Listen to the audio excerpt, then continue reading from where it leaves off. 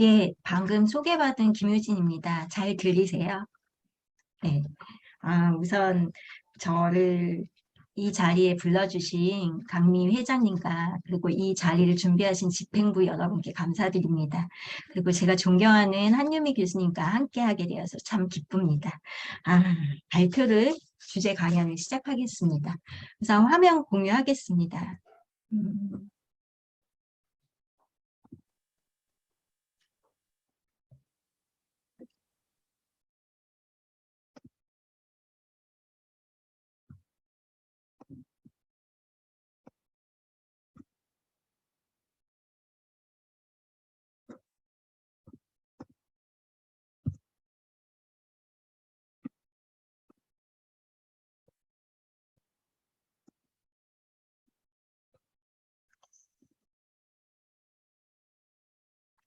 잘 보이시나요?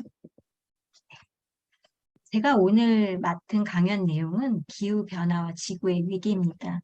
제가 작년에 기후변화와 관련돼서 그 과제를 수행했습니다. 지금 첫 제목 화면에 보이는 그림이 이제 아이가 직접 그려준 그림이거든요. 아이들이 지구변화, 그 기후변화에 대해서 목소리를 내는 장면입니다. 작년에 과제를 하면서도 기후변화에 대해서 많은 생각을 했습니다. 우리가 이 문제를 어떻게 풀어나가야 할까? 이런 것들에 대한 고민을 했고, 그거를 오늘 강연에 한번 얘기해 보도록 하겠습니다.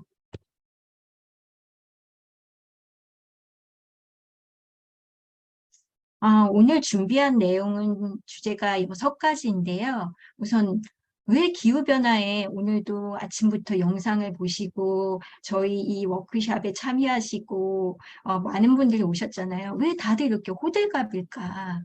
이런 내용입니다. 그리고 정말 기후는 변화하는 중일까? 그리고 기후변화는 왜 일어날까? 어, 몇 도밖에 안 되는 변화가 어떤 영향을 줄까? 그리고 우리가 마지막으로 기후변화에 어떻게 대응해야 할까? 우리가 각자 할 수 있는 게 무엇일까입니다. 사실 우리가 2년 전에 코로나19 팬데믹 상황에서 우리나라 사람들이 가장 힘들어했던 거는 코로나19라고 생각했습니다. 하지만 연구에 따르면 유럽 대부분은 기후변화를 국가의 가장 큰 위협으로 생각하고 있었습니다. 그 다음이 코로나지요. 그만큼 우리나라는 그 유럽에 비해서 코로나19 우리가 당면하고 앞에 보이는 문제보다는 기후변화 같은 문제에는 조금 더 관심이 덜했던 것 같습니다. 그래서 시민의식도 조금 낮고 그리고 정부 대응 조치도 적극적이라고 볼 수 없었습니다. 사실 기후변화가 요즘 핫 이슈고 메가 트렌드이지만 기후변화에 대한 주장이 나온 것은 한 100년 정도 됩니다. 처음에 과학자들이 기후변화를 이야기했을 때 모든 사람들이 기후변화에 대해서 동의했던 건 아닙니다. 그 IPCC라고 이전에 영상에서도 나왔는데 대부분의 그 우리가 알고 있는 기후변화에 대한 근거, 과학적 근거는 다 IPCC 보고서에 의해서 이야기되고 있습니다. 이 IPCC라는 그 기후변화 그 정부 협의체에서, 국제협의체에서는 1차 보고서를, 제1차 보고서를 1990년에 냈거든요. 1차 보고서에서도 온난화가 진행될 것이다. 그리고 2차 보고서에서도 온난화가 있는 것 같다. 3차 보고서도 2001년에 나왔는데 정말 온난화가 진행되는 것 같다. 사실 저도 기후변화라는 단어보다 지구의 온난화 이런 말들, 온실가스 이런 말들이 더 익숙하거든요. 사실 2001년 초반때만 해도 기후변화라는 단어보다는 우리들이 온난화라는 말이 더 익숙했던 것 같습니다. 그런데 2007년 4차 보고서에서는 지구온난화라는 말보다는 기후변화는 의심의 여지 없이 명백하다. 그래서 보통 현재 IPCC 보고서는 6차 보고서까지 지금 작성 중인데요. IPCC 보고서에서 가장 중요한 보고서는 4차 보고서입니다. 사실 4차 보고서는 노벨 평화상까지 탔습니다. 그 이후에 5차 보고서에서도 지구온난화로 폭염이 있고 강수량이 변하고 해수면이 상승할 거고 심지어 식량 문제를 야기할 것이라는 얘기도 나왔습니다. 그리고 2018년 그 1.5도씨라는 표현을 많이 들어보셨을 것 같습니다. 그래서 1.5도씨 특별 보고서도 나왔고요. 그 6차 보고서도 지금 작성 중이고 이 보고서에는 4가지 테마가 있는데요. 그 한 가지 주제는 이제 과학적 근거에 대한 1차 보고서는 현재 나왔고요. 작년에 이제 나머지 보고서 3가지가 다 나와서 종합 보고서는 이후 9월에 발표될 예정인데요. 우선 우리가 제일 궁금해했던 과학적 근거, 이 1차 실무 그룹 보고서에서는 2018년도에 불과 우리 3, 4년 전에 얘기했던 그 1.5도 지구 온난화 도달 시점이 더 앞당겨질 거라고 전망하고 있습니다. 그래서 우리나라뿐만 아니라 기후변화는 어떻게 일어나고 있는지 지금 제가 설명하려고 하는데요. 이전에 말씀드린 것처럼 IPCC 제5차 평가 보고서에서 얘기하는 것들에 대해서 짧게 말씀드리겠습니다. 영상에서 앞서 보셨기 때문에 뭐 어렵지 않은 내용일 것 같습니다. 지난 130여 년 동안 지구 연평균 기온은 0.85도씩 상승하였고요. 지구의 평균의 수면은 19cm가 상승했다고 합니다. 여기서 RCP라는 표현이 나오는데요. 이 시나리오가 보면 그 지구의 그 이산화탄소의 농도를 얘기합니다. 온실가스의 농도이죠. 그러니까 이 농도에 따라서 2.5 시나리오가 있고 뭐 8.5 시나리오가 있고 시나리오가 조금 다양한데요. 그 8.5 시나리오에 따르면 평균 기온은 3.7도가 더 오를 거고 해수면은 63cm가 더 상승할 거라고 전망하고 있습니다. 수치로 얘기하면 잘 안 나오시잖아요. 근데 아까 보셨던 저도 사실 준비했는데 투발루 그 외교부 장관님이 이렇게 바다에서 연설하시는 거 보셨잖아요. 그러니까 그 3.7도와 63cm의 상승이라는 건 어마어마한 것입니다. 그러면 세계 기후만 변화하고 있나? 사실 우리나라 기후도 변화하고 있습니다. 그 강미 회장님이 앞에서 꿀벌이 사라지는 것도 얘기하시는 영상을 봤거든요. 그래서 우리나라도 사실 100년간 평균 기온이 1.8도 상승했다고 합니다. 그래서 폭염, 한파 등 기상이변이 계속 증가하고 있고요. 그리고 과거에 비해서 최근 30년 비교시 그림에 보이시죠? 여름이 길어지고 겨울이 짧아지고 저도 사실 요즘 봄을 잘 못 느끼거든요. 봄 없이 여름이 간다, 뭐 이런 생각들 많이 하시잖아요. 봄옷을 안 사서 좋긴 하지만, 우리나라가, 여름이 길어지는 걸 이렇게 데이터로도 보여주고 있습니다. 그러면 이런 기후변화는 왜 일어날까요? 조금 구체적으로 한번 보겠습니다. 우리 고등학교 때나 아니면 예전에 온실효과는 많이 배우셨을 겁니다. 대표적인 온실효과를 일으키는 기체는 수증기의 이산화탄소입니다. 그래서 이산화탄소는 근데 우리가 생각하는 것보다 많지 않습니다. 고작 0.03%를 차지합니다. 근데 왜 온난화에 가장 큰 영향을 끼치고 있을까요? 금성 아세요? 그 금성은 죽음의 별, 불지옥이라고 불리고 있습니다. 금성은 대기의 98%가 이산화탄소라고 합니다. 금성 같은 경우는 지표면 온도가 무려 섭씨 477도라고 합니다. 이걸 통해서 알 수 있듯이 이산화탄소가 조금만 늘어나도 지구의 온도를 얼마나 높일 수 있다는 걸 알 수 있습니다. 이산화탄소는 인간 활동의 대부분이 화석연료가 쓰이는데 화석연료를 태우면서 발생합니다. 보통 화석연료하면 산업화가 생각나시죠? 이렇게 태우는 연료들이 이산화탄소의 비율을 높입니다. 그래서 수증기를 더 많이 발생하면서 이로 인해 온도가 상승합니다. 근데 문제는 한 번 배출된 이산화탄소는 대기 중에 100년이나 존재한다고 합니다. 과거에는 그 미국에 있는 하와이의 청정 지역의 섬의 대기 중에 이산화탄소 농도를 보았는데요. 1958년도에 315ppm이었고 2016년도에 403.ppm이라고 했습니다. 계속해서 청정 지역의 이산화탄소 농도가 증가할 정도라면 얼마나 많이 이산화탄소의 농도가 증가했다는 걸 알 수 있죠. 매년 70억 톤 이상의 이산화탄소가 대기 중에 배출되고 있다고 합니다. 이런 이산화탄소는 인간이 그 숲을 파괴하거나 아니면 동식물이 썩어서 나오는 이산화탄소가 20.1%를 차지하고요. 그리고 인간이 화석연료를 태워서 만들어낸 이산화탄소 양이 56.6%를 차지합니다. 즉, 인간이 만들어내는 이산화탄소 배출량 전체가 온실기체의 77%, 대부분을 차지한다고 볼 수 있습니다. 그 다음에 이제 우리가 온난화를 만든 온실 기체를 만드는 것 중에 메테인이 있습니다. 그러니까 메테인은 온실 기체에서 그 다음으로 14.3%를 차지합니다. 보통 주로 썩어가는 웅덩이, 동물의 대장소처럼 산소가 없는 곳에 있습니다. 소 같은 가축의 방귀나 트림에도 많이 들어있고요. 근데 이산화탄소보다는 적은 양이지만 그 열 에너지를 붙잡는 능력이 이산화탄소 60배나 됩니다. 다행히 이 가스는 대기 중에 머무는 시간이 짧습니다. 앞에 제가 이 사진을 잠깐 보여줬던 게 보면요. 저희가 얼마나 탄소, 메테인, 온실 기체가 중요한 거에 과학자들이 몰입해 있으면 이런 그 이산화탄소나 메테인의 발생량을 줄이기 위해서 그 젖소들의 화장실까지 만드는 연구를 했다고 합니다. 그래서 온난화의 주범인 탄소를 적게 배출하고 한 곳에 모아서 그걸 해결하는 방법까지 과학자들은 지금 연구하고 있다고 합니다. 이산화질소는 그 메테인 다음으로 많은 전체 온실기체량의 7.8%를 차지하고 있습니다.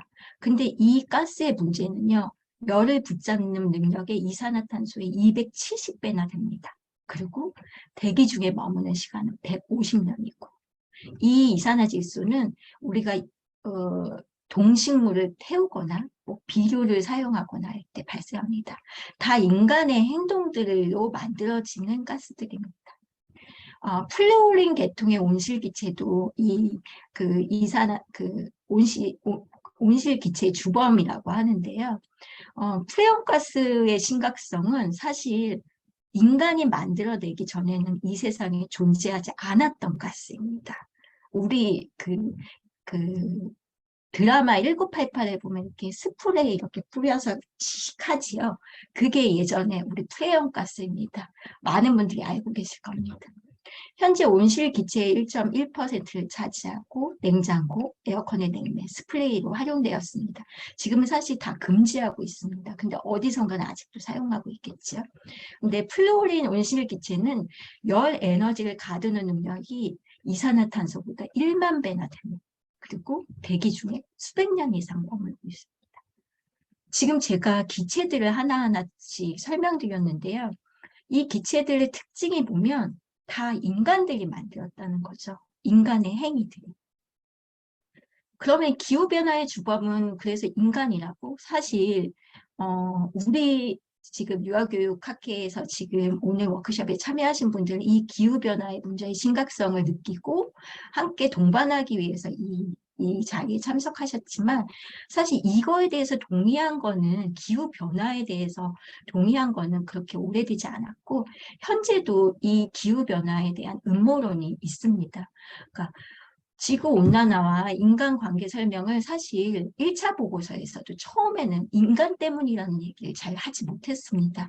근데 그 2차 보고서, 3차 보고서, 4차 보고서를 쓰면서 제가 아까 여러 가지 가설을 말씀드린 것처럼 과학자들이 연구를 해보니까 우리가 없는 가스를 만들고 예전에 하지 않았던 산업화를 하면서 이산화탄소를 불필요하게 많이 만들어내면서 기후변화, 온난화가 일어났다는 것을 확신했습니다. 그래서 온난화는 인간 때문이라는 걸 확신했고 최근에 6차 보고서가 나왔다고 했잖아요. 6차 보고서에서는 예전에 그 지구온난화가 화석연료 때문이라는 주장을 그 반대했던 과학자들도 일부 있었거든요.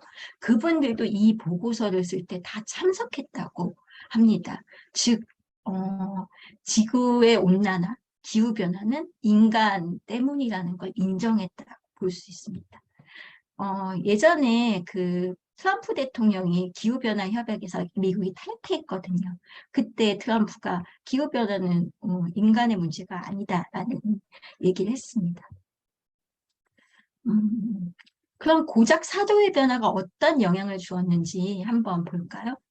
음, 사실 아까 그 영상 저도 되게 잘 만들어진 영상이어서 주의 깊게 봤거든요.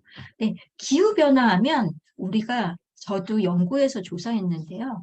기후변화하면 생각나는 것 하면 아동, 부모 보면 뭐 온난화, 뭐 지구온난화 당연히 나오겠죠. 근데 북극곰이나 빙하 얘기를 가장 많이 합니다. 북극곰. 근데 기후변화가 북극곰만의 문제일까요? 기후변화를 통해서 더 이상 갈 곳이 없는 생물이 많아지고 있습니다. 온도가 1도 상승하면 오늘날 살아있는 모든 종 가운데 약 18%가 멸종한다고 합니다. 1도만 상승하면 그러니까 5종 가운데 한 종이 사라지는 거죠. 최재천 교수님의 그 책을 읽었는데요. 최재천 교수님은 기후위기보다 기후변화보다 생물 다양성 고갈이 더 심각한 문제일 수 있다고 얘기하고 있습니다. 그 현재 멸종 위기에 처한 동물들은 지금 뭐 코끼리, 코뿔소, 상어, 호랑이, 천상갑이라고 제가 북극곰 외에 여러 가지 동물들을 얘기하고 있는데요.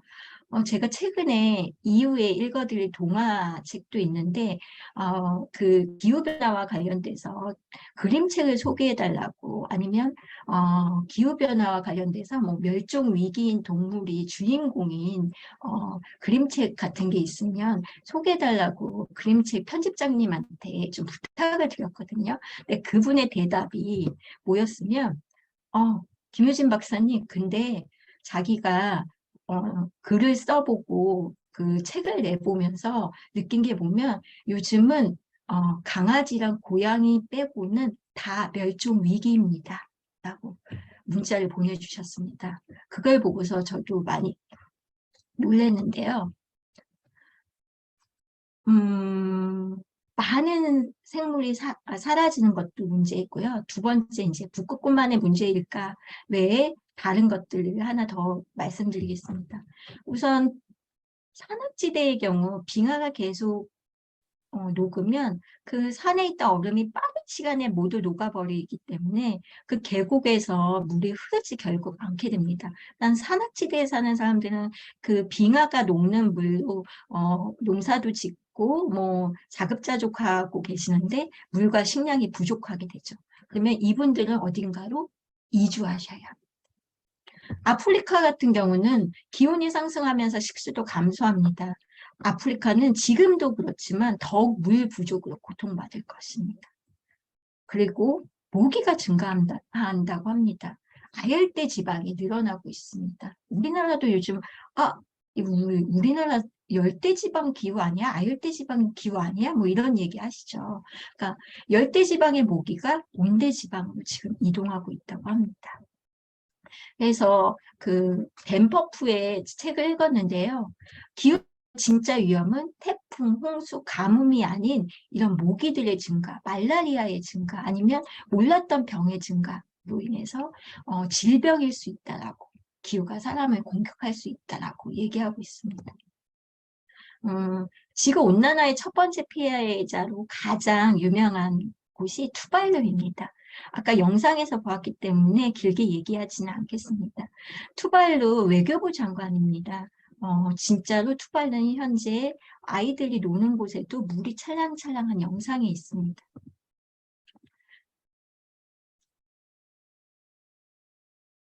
그렇다면 기후변화에 어떻게 대응해야 할까요? 지금 제가 보여드린 사진은 그 그레타 툰벨이라는 지금은 아동이 아닌 성인인 사람입니다. 그레타 툰베리 한번 기후변화에 관심을 가지셨다면 들어보셨을 겁니다. 저도 사실 지난번 기후변화에 대한 연구의 제목은 기후변화, 아동의 목소리에 귀 기울이기, 서울형 그레타 툰베리의 효과라는 제목으로 연구를 수행했습니다. 그만큼 파급력이 큰 아동이었죠. 이 아동은 학교를 가지 않고 파업을 했습니다. 이렇게 심각한 기후변화인데 지금 다른 건 중요하지 않다. 그만큼 우리 지구가 불타고 있다고 얘기한 사람입니다. 사실 기후위기는 현재 어른 세대의 문제이긴 하지만 저희가 체감하는 것보다 그 IPCC 보고서도 그 시나리오라는 걸 통해서 미래를 전망하잖아요. 그런 것처럼 엄밀히 말하자면 미래 아동 세대의 문제라 볼 수 있습니다. 그러니까 화석연료를 통해서 산업화를 일궈서 편하게 생활한 우리 현 세대가 가해자라면 그런 걸 온전히 알아야 하는 미래 세대인 아동은 피해자라고 할 수 있습니다. 그렇다면 이 문제의 주체는 누구일까요? 그리고 이 문제의 이해 당사자는 누구일까요? 이게 미래 세대인 아동입니다. 그런데 실제 기후위기와 관련한 대응 정책에서는 그 직접적인 이해 당사자의 아동의 목소리는 배제되었습니다. 우리나라도 그 문재인 대통령께서 유엔에서 연설도 하고 우리나라 국회도 2020년 기후위기 비상결의를 채택하였지만 그 어떤 절차에서도 아동의 의견을 수렴하고 아동의 의견을 반영하기 위한 절차는 없이 진행되었습니다. 그 BTS가 유엔에서 연설을 한 게 아주 유명합니다. 사실 BTS가 유엔에서 Permission to Dance라는 노래를 부르면서 춤을 추기도 하거든요. 아마 유튜브 찾아보시면 영상이 많이 있을 겁니다. 제가 시간이 되면 보여드리겠습니다. 그래서 BTS가 연설에서 이런 얘기를 합니다. 우리 미래 세대는 로스트 제너레이션, 잃어버린 세대가 아니라 웰컴 제너레이션이다. 그러면서 성인과 그리고 아동의 지지가 필요하다는 것을 계속 강조합니다. 이 문제에서만큼은 그 이해 당사자의 아동을 배제하지 않고 함께 풀어가자고 하는 것입니다. 그런데 우리나라에도 그레타 효과가 통했을까요? 사실 그레타 툰베리는 그 좀 전에 말씀드린 것처럼 아주 유명한 환경운동가입니다. 저도 지금 트위터 계속 보고 있는데요.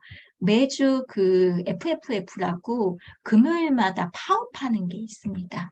그래서 그 전 세계의 뭐 청소년, 아동들이 연대해서 우리나라에도 있습니다. 그 금요일마다 시위를 하고 함께 목소리를 높입니다.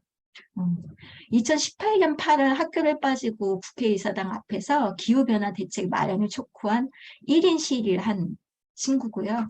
이 친구를 통해서 이 기후변화에 목소리를 내는 운동이 많아졌습니다. 사실 혹시 제가 좀 시간을 들여서 그레타 툰베리에 대해서 좀 더 설명을 드리면 그레타 툰베리는 아스퍼거 증후군이에요. 그 요즘 유명한 그 우영우라는 드라마 있잖아요. 그 드라마 에 나온 주인공처럼 약간 이렇게 약간 천재성이 있는 아동이라고 할까? 근데 자폐인 거죠, 결국.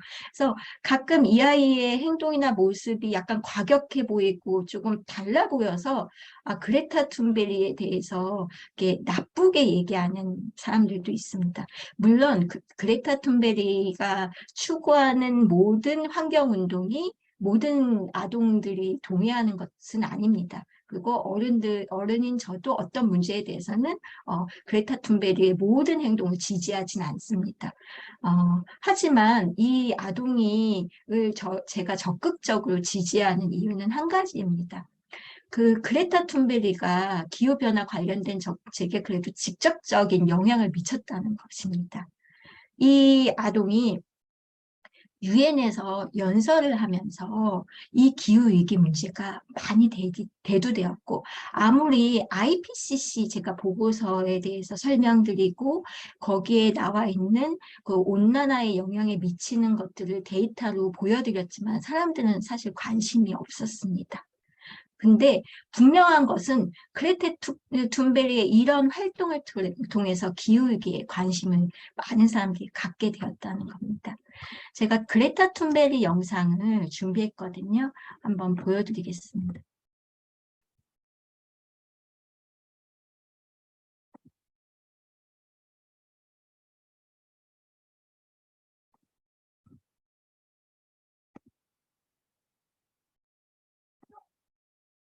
소리 들리시나요? 안 들리시죠? 네, 다시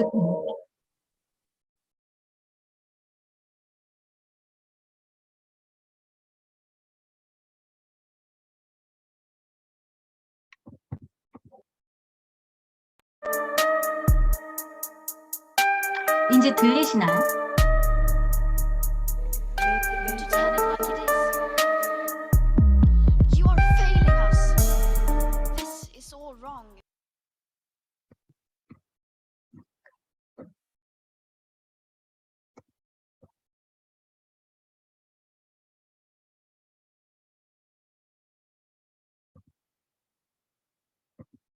이제 들리시나요?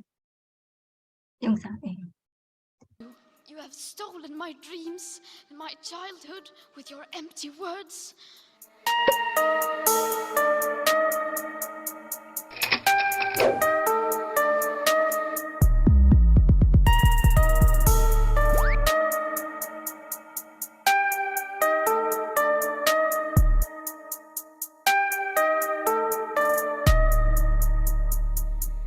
To tell it like it is.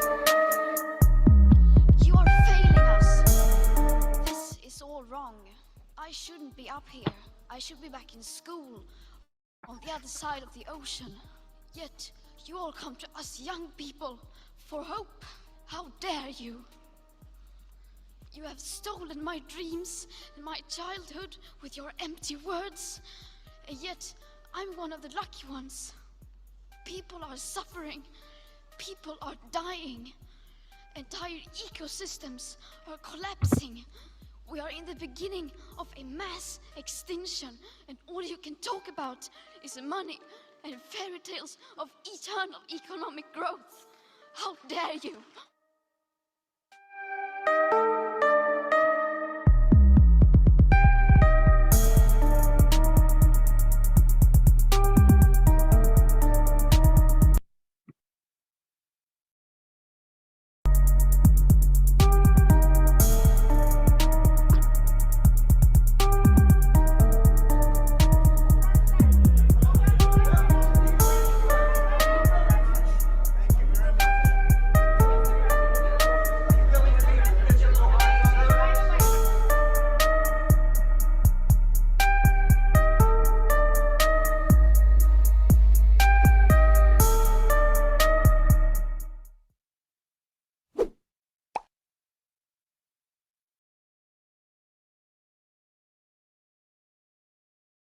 예.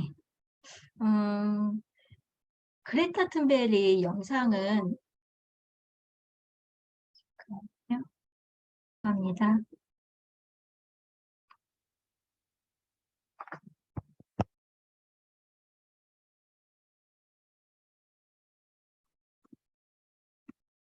죄송합니다.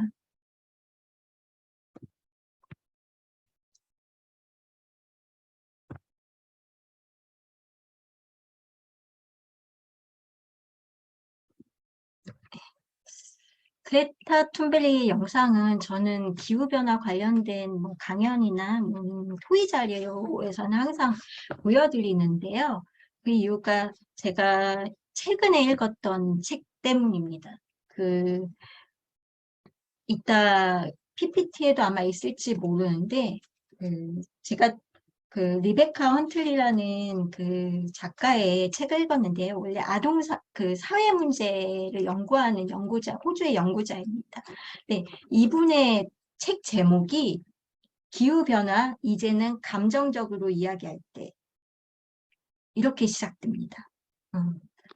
저도 느낀 거지만 기후 변화가 어려운 거는 과학적인 이야기를 해야 되기 때문입니다. 저도 앞부분에서는 좀 줄이려고 노력했지만 어쩔 수 없이 과학적인 일을 했거든요. 왜요? 뭐 온난화 이야기도 하고 이런 것들을 했는데, 근데 사실 그런 얘기를 많이 한다고 사람들이 일부 식견 있는 분들은 그 IPCC 보고서에서 얘기하는 거에 보면 기후가 몇 년도 시나리오에 따르면 몇 도가 올라간대. 그러면 기후 변화에 대응해야 되겠다. 이렇게 실천하시는 분도 있으시겠지만 보통 우리의 마음을 움직이는 건 사실 그리고 실천으로 행동으로 이끄는 사실 감정일 때가 있기 때문입니다. 그래서 이 아이도 그 그레타 툰베리가 아이일 때였는데 How dare you? 어떻게 그렇게 할 수 있어요? 라고 얘기했잖아요. 그러니까 유엔에서 그 연설이 그 되게 유명해지면서 많이 이 연설에 대해서 화두로 삼았고 그러면서 기후 변화에 대한 문제를 우리들이 일반인들도 많이 인식하게 되었다고 볼 수 있습니다. 그러면 제가 연구해서 그럼 기후위기, 기후 변화에 대한 책임은 누구일까? 그걸 어떻게 생각할까? 사람들은 어떻게 생각할까? 참 궁금했습니다. 그래서 실제로 설문지도 돌렸고 FGI도 했습니다. 이 설문지에서 보면 기후위기에 대해서 화가 난다라고 아동한테 물었었거든요. 그리고 부모들한테는 기후위기에 대해서 미안한가라고 물었거든요. 거의 10점 만점의 척도로 물었었는데 너무 다행인 게 아이들이 저는 막 기후변화에 대한 문제에 대해서 너무 관심을 가져서 몰입해 있어서 그런지 많은 아이들이 기후변화의 책임에 대해서 어른들한테 화나 있을 거라고 생각했어요. 청소년 이런 친구들이. 근데 생각보다 기후변화에 대해서 어른들에게 화가 납니까? 원망과 분노는 별로 높지 않았습니다. 그냥 평균 점수 정도 나왔는데 다행히 부모들, 어른들은 미안하다는 감정이 좀 높게 나왔습니다. 저는 그걸 되게 긍정적으로 해석했습니다. 아이들이 어른에 대한 원망과 분노만 많다면 우리가 같이 연대해서 이 문제를 해결할 수 없잖아요. 근데 이렇게 같이 연대해서 해결할 수 있다고 보았습니다. 이거는 밑에 있는 문구는 제가 가장 많이 다른 데서도 연구 내용 중에서 박사님 연구 중에서 가장 포인트가 뭐예요? 하면 꼭 얘기하는 건데요. 기후위기 책임, 아동과 부모가 다르다는 겁니다. 보시다시피 아동은 기후위기 책임은 누구에게 있을까요? 라는 질문에 나쁜 인간인 모두의 잘못이에요. 라고 했습니다. 동물들은 책임 없어요. 딱히 누구한테 있는 게 아니고 그냥 지구에 사는 모든 인간이 잘못했습니다. 라고 얘기하고 있습니다. 반면에 부모들은 이렇게 얘기합니다. 기업과 정부가 잘 못하고 있다. 개인이 잘하는 것보다는 기업이나 정부의 책임이 크다라고 얘기하고 있습니다. 그래서 이 포인트에서 아동에게서 되게 희망을 보았고 좀 더 부모들에게도 희망을 보았습니다. 부모에게는 물론 개인의 책임을 더 얘기해야 되겠지만 뭔가 액팅을 할 수 있는 것들이 아직 있고 아동은 그런 액팅을 하는 부모와 함께해서 이 문제를 해결할 수 있는 희망을 본 것 같습니다.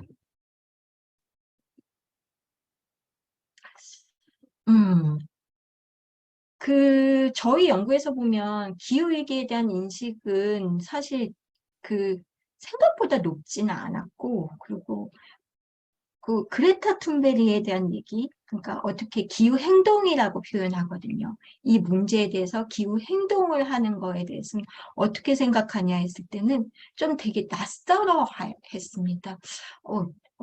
특히 우리나라의 그 특징이라고 할까요? 아이들이 그레타 툰베리처럼 학교를 학교를 안 가고 시위를 한다는 거에 대해서 약간 반감도 가지고 있더라고요. 학교를 안 간다는 게 이제 되게 그 성실하지 않은 학생처럼 보이는 거에 대한 불안감이었던 것 같습니다. 어, 사실 그렇지만 아이들이 이 옆에 그림을 보시면요, 사진을 보시면 기후 기후 위기 변화, 기후 행동을 위해서 아이들도 계속 행동하고 있는 아이들이 있습니다.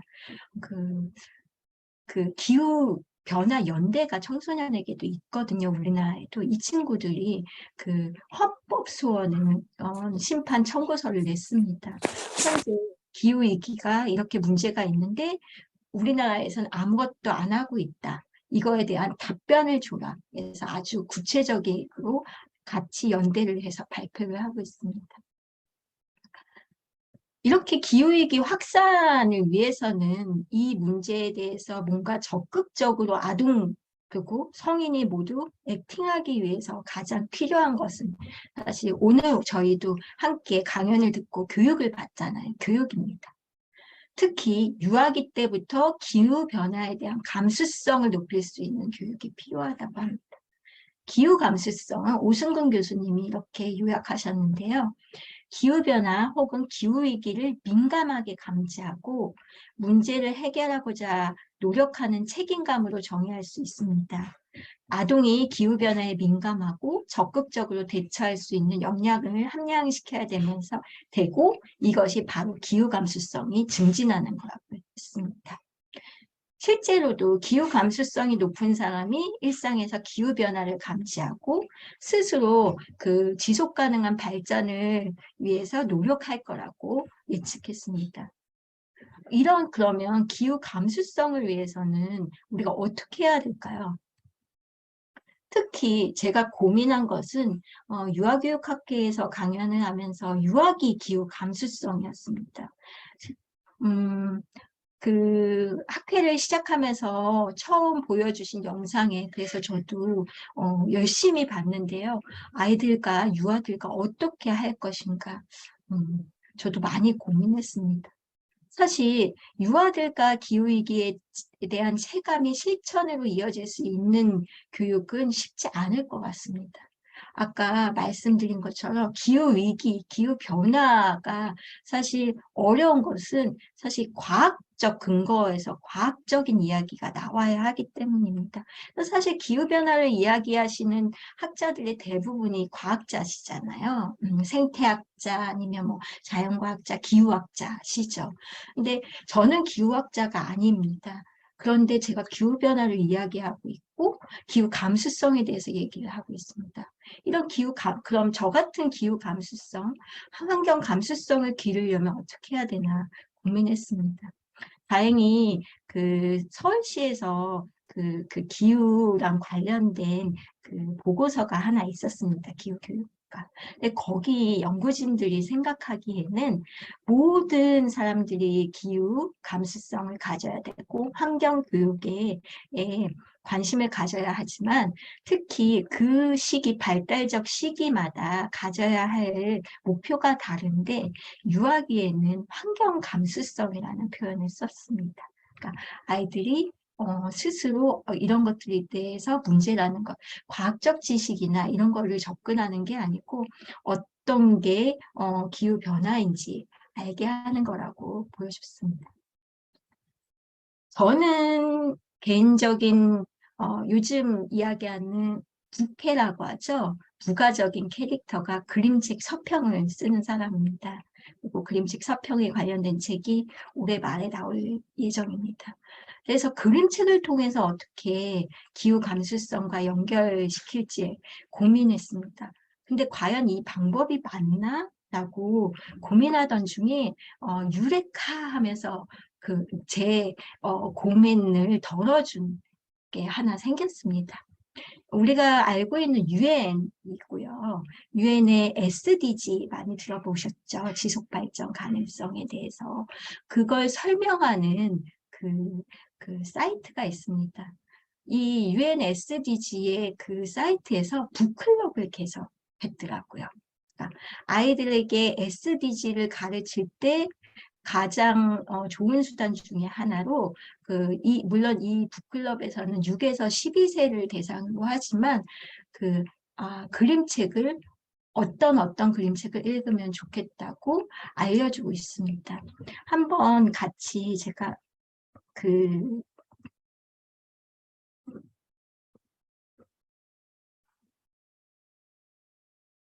사이트를 보여드리겠습니다.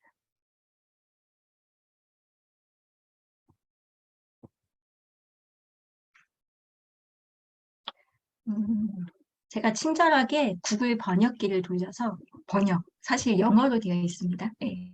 그래서 이게 SDG 홈페이지입니다. 그래서 SDG 북클럽이 있고요.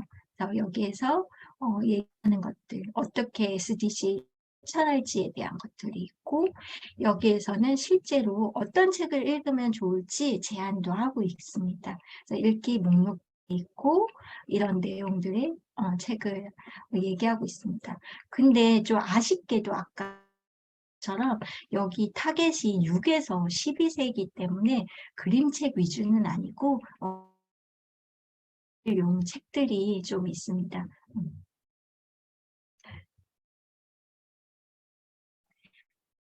제가 보내드린 이 사이트는 다 기록되어 있으니까요.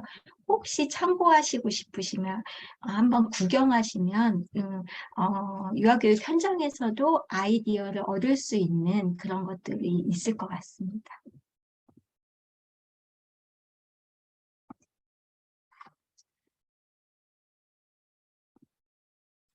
그래서 제가 오늘 고민하다가 준비한 게 그림책 추천입니다. 사실 제 강연과 함께 그 2부에서 한윤희 교수님께서 AR로 개발한 여기가 어디지라는 그림책은 자세히 설명해 주실 것 같습니다. 저도 이 책 가지고 있는데요. 실제로 이렇게 핸드폰으로 이렇게 보면 아이들이 좋아할 것 같습니다. 특히 현재 우리가 현장에서 만나는 아이들은 호모사피엔스, 디지털 원주민, 그러니까 영상 매체에 익숙한 친구들이니까 AI가 접목된 그림책은 더 제가 한유미 교수님 원고도 봤는데 현재 우리나라에 AR로 된 그림책이 그리 많지는 않습니다. 그래서 제가 준비한 책은 그냥 그림책입니다. 아쉽게도. 근데 여러 가지 그림책을 보았습니다. 사실 이 밑에 말고 지금 보여드리는 프레젠테이션 말고 원고에도 뭐 책을 몇 가지 계속 소개했는데요.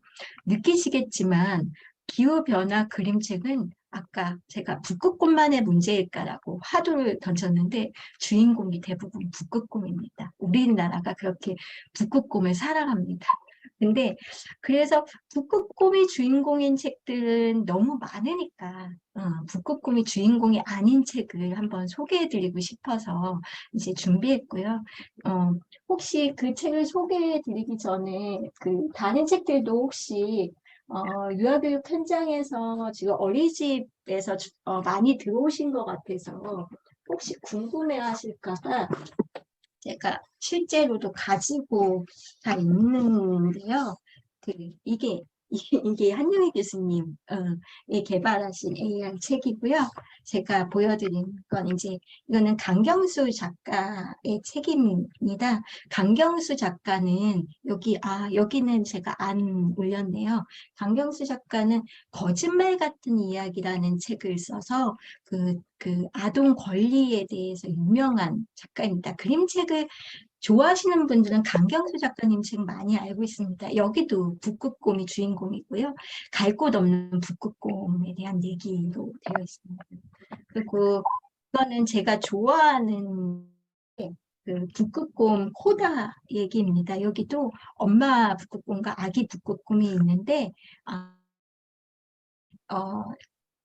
북극곰을 잡으러 와요. 근데 이제 그 위기를 모면하고 그리고 요즘은 과연 눈이 오지 않을 거라고도 하고, 눈이 오지 않아야 되는 곳에도 눈이 오기도 하잖아요. 그래서 눈이 저주인가 축복인지 잘 모르겠지만, 눈이 내려서 이 북극곰을 지켜줍니다. 이런 북극곰에 대한 그 기후에 대한 얘기는 많습니다. 30번 곰은 이제 북극곰이 사라지니까 사람들이 이제 북극곰을 냉장고 같은 걸 많은 이야기고요. 그리고 해복치와 달복치도 이 북극곰이 아닌 책인데 이 친구들이 자꾸만 그 바다 생태계가 힘들어지니까 먼 곳으로 가는 이야기도 있고요. 그리고 그 길 잃은 곰은 이 책은 아마 아동들에게 관심 있는 분이라면 전이수라는 아동을 아실지 모르겠습니다. 전이수라고 그 그림을 그리는 그 아동이에요. 진짜 학생인데요. 그 친구가 낸 그 동화책입니다. 그림책입니다. 그래서 실제로 이 띠지에도 보이시죠? 서울 정상회 개막작이라고 되어 있습니다.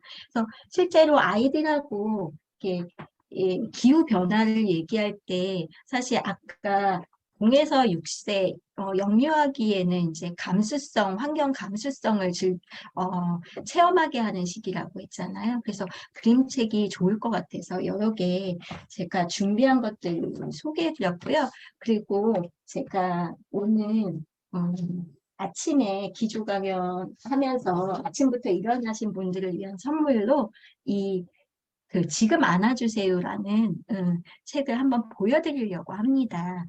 지금 안아주세요 사실 출판사에는 허락을 받았거든요. 그래서 다행히 공유해서 음.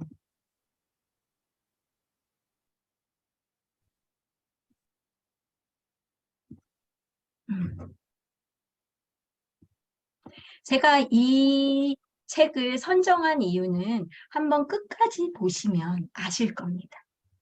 제가 동화 구연은 잘 못하지만 그래도 지금 안아주세요.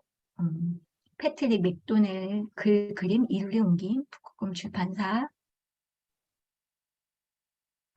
여기 사랑이 넘치는 고양이 줄수가 있습니다. 줄수는 온 세상을 다 안아주고 싶었지요.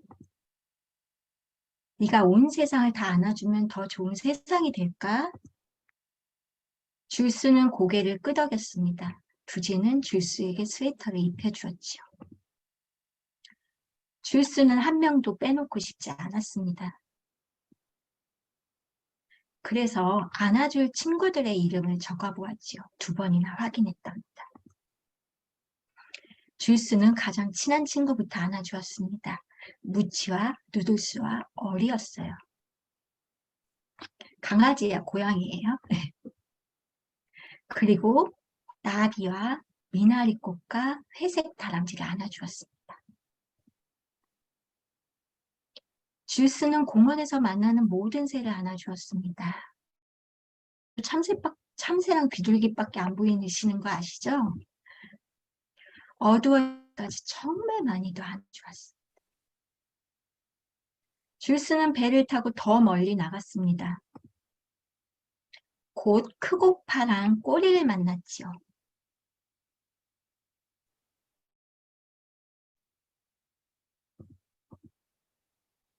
줄수는 배를 가까이 대고 크고 파란 고래를 안아주었습니다.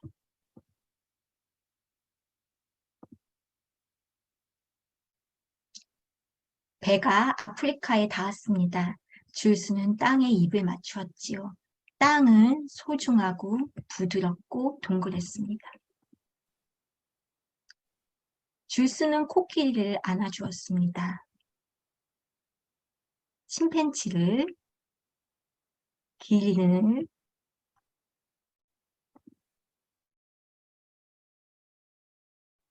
바오밥 나무를 안아주었어요.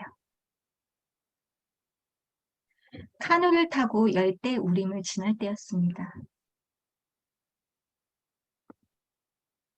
줄수는 전혀 새로운 친구를 만났어요. 이게 코끼 개구리라고 합니다.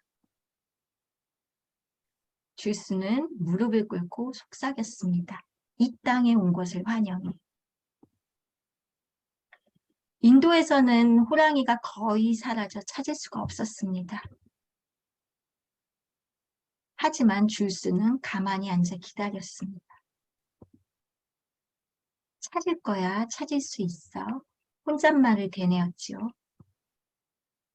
그르륵. 줄스는 누를 안아주었습니다. 판다를, 공작새를, 작은 푸드를.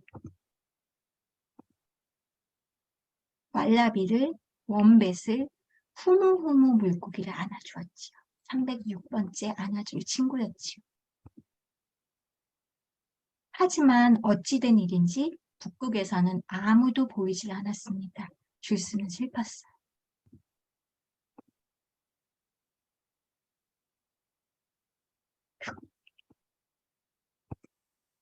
그때 누군가 줄스의 꼬리를 잡아당겼습니다. 줄스는 깜짝 놀랐지요. 바로 북극곰이었습니다. 나 좀 안아줄래? 나 좀 안아줄래?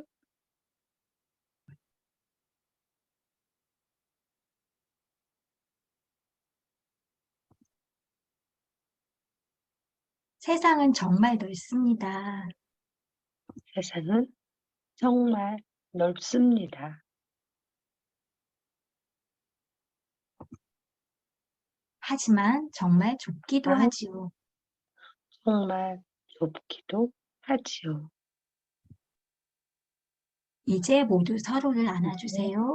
모두 서로를 안아주세요. 그게 바로 우리가 할 일이랍니다.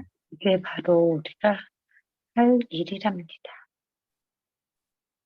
가장 가까이 있는 친구부터 시작하세요.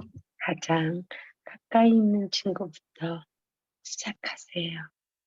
지금 안아주세요. 마지막. 지금 안아주세요.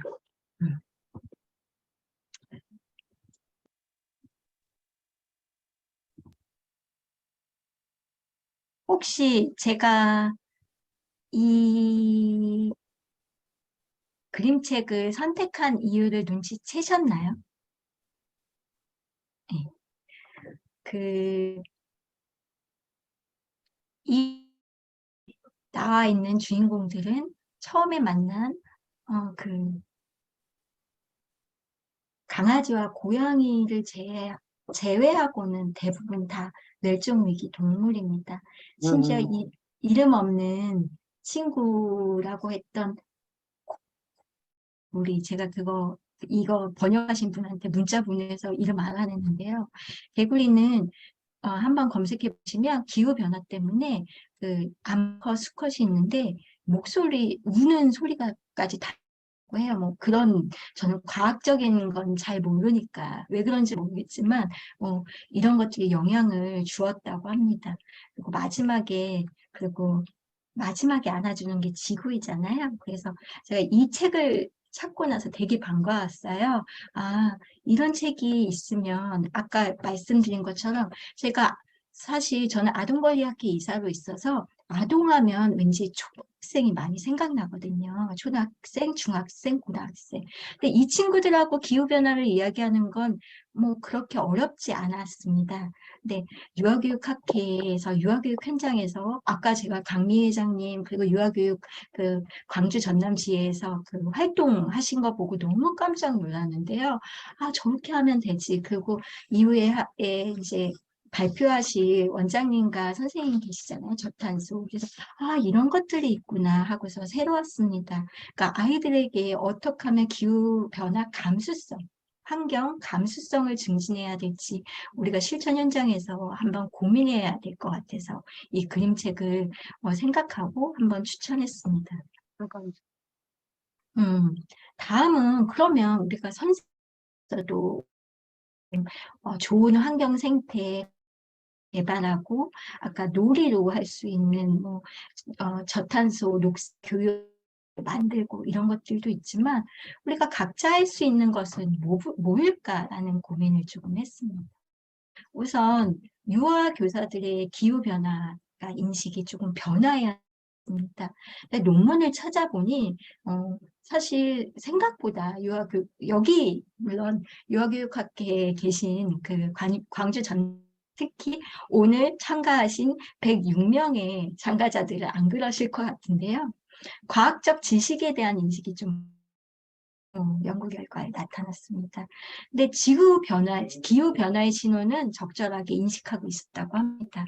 근데 인간에게 미치는 뭐 간접적인 영향 있잖아요. 그러니까 생물의 다양성이 줄어들고, 아까 투발루에서처럼 해수면이 상승해서 갈 곳이 없어지고, 결국 어딘가 이주해야 된다. 이런 것들. 그리고 새로운 병이 생기고, 기후가 변하면서 날씨가 달라지는 것들에 대한 인식이 많이 부족한 걸로 나와 있습니다. 그리고 유아교사들의 기후변화 습득 정보는 인터넷이나 매체를 통한 것이 가장 많았다고 합니다. 그러니까 오늘 같은 자리에 참석하신 분들은, 참가해 주신 분들은 다양한 정보 그리고 정확한 정보를 가져가시는 거기 때문에 다행이라고 생각합니다. 그리고 생활 속 탄소 배출 감소를 위한 실천에는 하지 말아야 할 행동, 줄이는 정도는 높았지만 내가 해야 하는 행동, 그러니까 기후변화를 적극적으로 홍보하고 내가 이 아이들에게 어떻게 해야 되고 내 자신도 어떻게 해야 되는 경우는 소극적인 경우가 많았다고 합니다. 근데 앞서 제가 이 문제에 대해서 얘기하면서 사실 이 책 이야기를 한 이유가 이것입니다. 그런데 사실 우리가 기후변화를 이야기할 때 지식이 적거나 인식이 부족하더라도 우리 마음이 움직이고 뭔가 이 문제에 대해서 이야기할 수 있을 때는 감정적인 경우도 있다고 합니다. 이 책의 앞부분에서 이 책을 쓰게 대해서 작가는 이렇게 얘기합니다. 자기도 기후변화에 대한 학자이고 사회 문제를 연구하는 연구자이고 작가인데 사실 기후변화에 대한 IPCC 보고서도 읽고 알고 있었지만 자신이 기후변화를 위해서 뭔가 해야 되겠다 마음먹은 건 사실 자신의 아이가 그 유치원 앞에서 캠페인을 하고 있는 모습을 볼 때 마음이 흔들렸다고 합니다.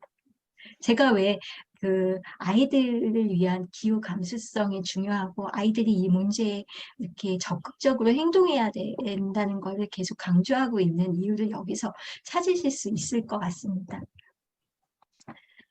개인 유행 캠페인도 사실 있습니다. 액트 나우라고 해서요. 사실 이 앱이 있어요.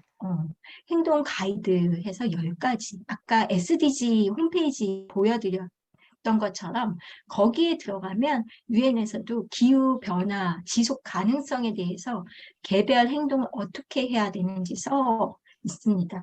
사실 제가 그 자료집에도 넣었는데요. 그 자료집 내용에 보시면 약간 구글 번역이어서 조금 어색하긴 한데 자세한 내용이 있습니다. 첫 번째가 에너지 절약하고 두 번째가 대중교통, 그리고 약간 야채 많이 먹고, 이유는 이제 아시겠죠?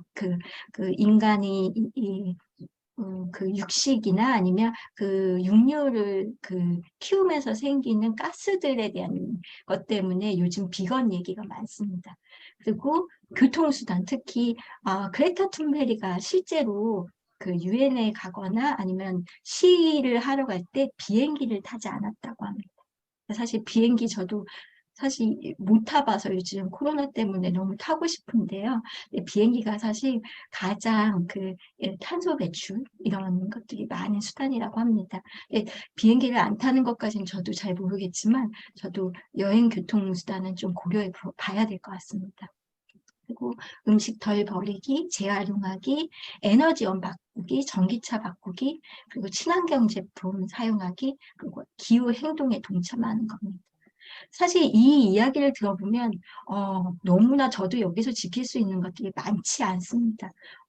사실 기후행동과 관련된 게임에 관한 책도 읽어보고 많은 것들에서 선생님들에게 이 기후행동, 기후변화에 대한 인식을 어떻게 좀 더 바꿔드리고 좀 이 문제의 심각성을 느끼게 해드리지 진짜 한 달 동안 고민이 많았습니다. 게임을 한번 할까? 줌으로도 뭐 이런 것들도 했었는데요. 사실 제가 찾아낸 대답은 이겁니다. 이 10가지 중에서 단 한 가지만 실천하시면 될 것 같습니다. 제가 예전에 본 영화 중에서 히어로들이 지구를 지키려야 되는데 이 히어로 한 명이 초짜인 거예요, 흔히요. 그래서 한 번도 자기는 제대로 싸워본 적이 없어서 도망가려고 합니다.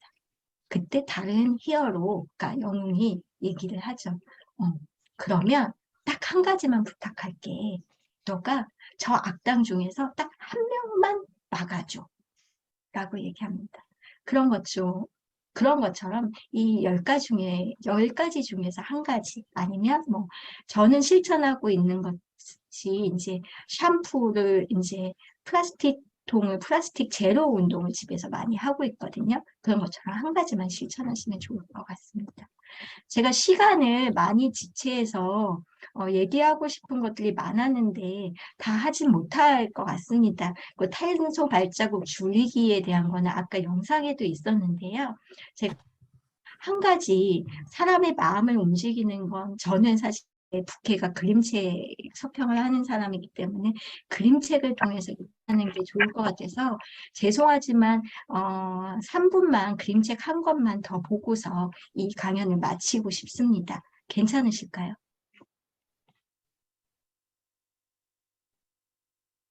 보이시나요? 그림책.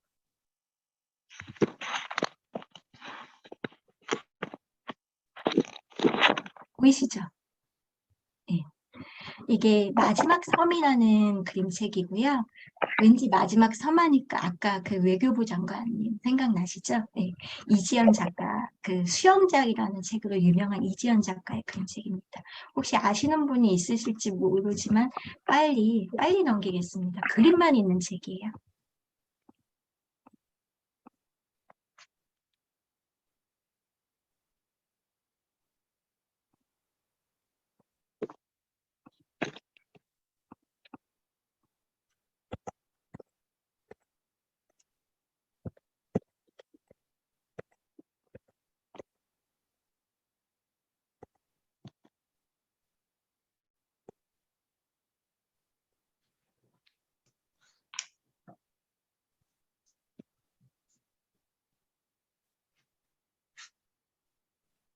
오늘 제가 준비한 강연은 여기까지입니다. 마지막에 보여드린 마지막 섬의 마지막 그림을 쫓아서 보셨다면 아실 겁니다. 그 할아버지가 그 TV 속에 있는 그런 투발루 장관이 TV 속에서 저희가 영상 속에서만 있었던 사람이잖아요. 근데 띵동하고 문을 여니 그 앞에 서 있었습니다. 그러니까 기후변화의 문제는 투발루 같은 해수면이 상승하는 나라의 문제만이 아니라 우리 모든 사람의 문제입니다. 다양한 이야기를 더 하고 싶은데요. 네, 사실 제가 가진 시간은 여기까지여서 설명을 드리고요. 혹시 뭐 질문이 있으시거나 더 궁금하신 거 있으면 나중에 Q&A나 아니면 개인적인 연락으로 받겠습니다. 예, 긴 시간 그 강연 들어주셔서 감사합니다.